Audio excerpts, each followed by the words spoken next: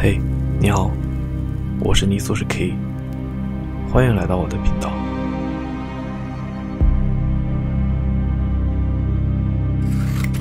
今天我要雕塑永远的瓦坎达，永远的黑豹。